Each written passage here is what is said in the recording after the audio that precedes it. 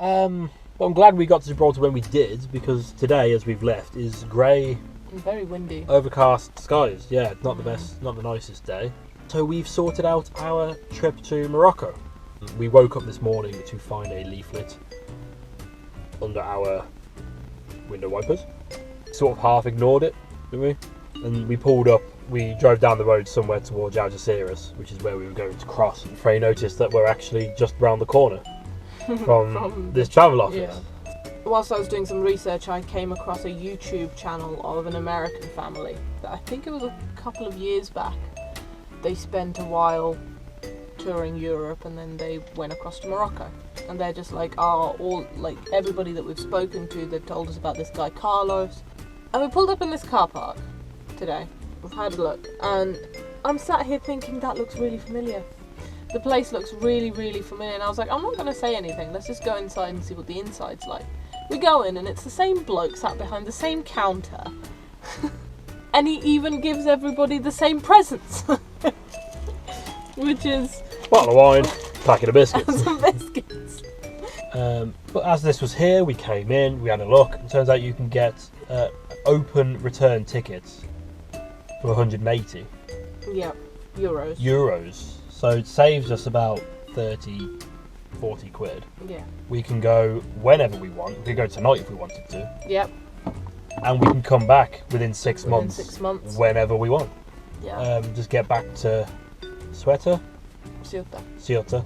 which is part of Spain that's in Africa. Yeah. One of two. Yes. Get ourselves prepped for a border crossing and a ferry crossing. Yeah. We're doing both of those tomorrow, aren't we? So yes, obviously the ferries should be no issue. hopefully. You know, passports, tickets, that's Yeah. about it. But yeah, because we're going to Spain. But then we've got to do a border crossing into Morocco where there's limits on alcohol, which we were meeting, and they've just given us a bottle of wine. Yeah. They have a ban on drones in Morocco. And someone's just bought himself a new drone. And I just bought myself a drone. So we're going to deal with that. Yeah. And then Morocco in the morning. Yeah, quite excited.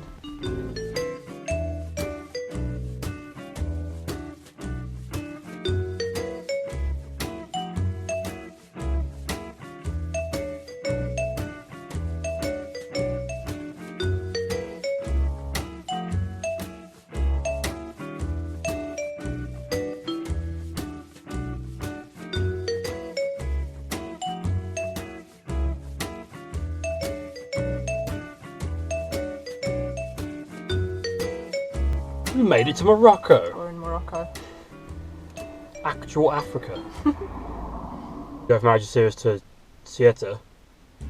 Yeah. You just get on the ferry. They show your passport. You get on the ferry because Ceuta's still Spain. And then there's signs almost consistently from the port to the frontier, which is the border. You come to the border, and then you have to go away from the border up a hill, round a roundabout.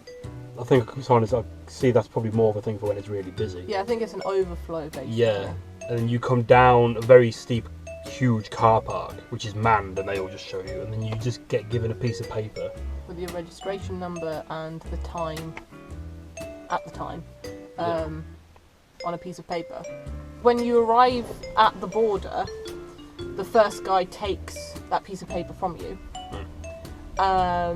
Just basically to say that you are in the queue, I guess. Suppose, yeah. You know? And then we showed our passport on the Spanish side, and it just seemed like he was just like, "You're British, you're fine," kind of thing. And then it's queuing up on the Moroccan side. Yes. To have the customs checks and the passport checks and all of that. Similar to the Russian border crossing, there were no instructions to get in from Spain to Morocco.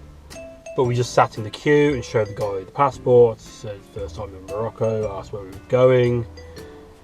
We told him Marrakesh, said where next, we're coming back here. Very friendly enough chap, very friendly. Yeah. Well, there's just random people floating around, and we saw it before we even got to the border. It seems that people will jump in to help you, the idea being that you then pay them afterwards. Yeah. So this guy was trying to tell Frey where to go.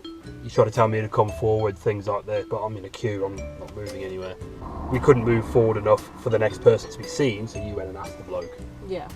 The weird men who scarpered. I thought I might as well ask the official. Exactly. And he seemed friendly enough, so. Yeah. So we had to get in another queue. Yep. Because it's whoever owns the vehicle, isn't it? Yes. That's to get. Otherwise, you have to have a power of attorney. Yeah. I thought, as with Russia, I'd have to fill in several forms. Turns out no, that's actually more streamlined here.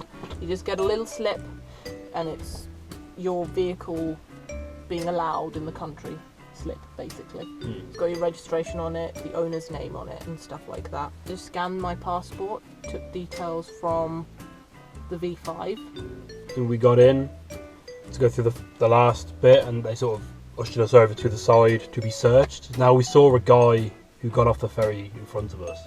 The French guy in a van, and his van was packed. Like he had. It was just a small caddy. Yeah, it was a small caddy. His van was rammed full, and I saw him putting everything, but like they'd made him get everything out. Yeah.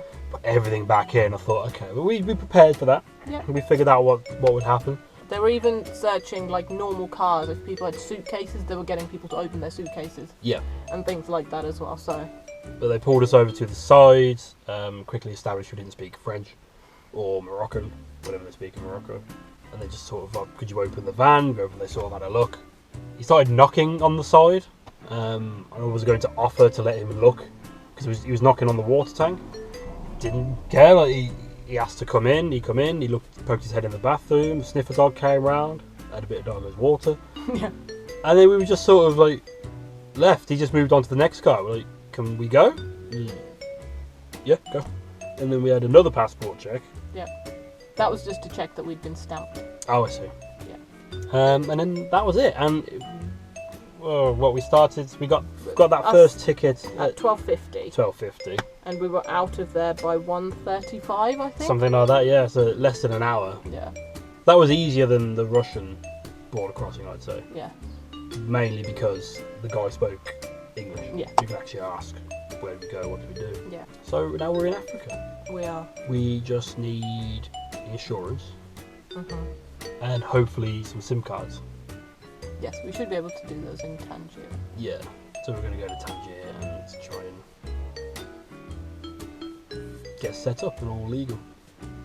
Yep. Fun. For Africa. For Africa. So yeah, bless the rains and all that. Morocco. Africa. I think I might be able to use that much and get away with copyright. Yeah, just that much. Okay. Interesting first day. Very smooth getting in, all things considered. Yep. Found somewhere to stop.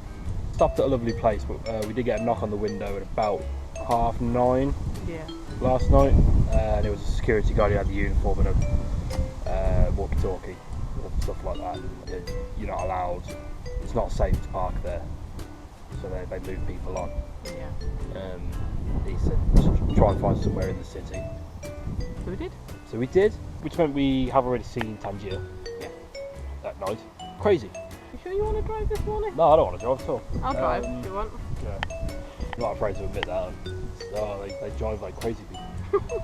Because despite downloading this area on Google Maps or an offline map, it will not, for some reason, because I tried it in Europe and it was still navigating as normal, but for some reason here it won't navigate as normal. You can only preview the route and sort of follow it step by step.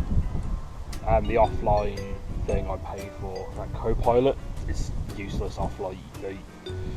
It will work offline, but you need to set it all up online first, so that's a waste of money, Yeah. frankly.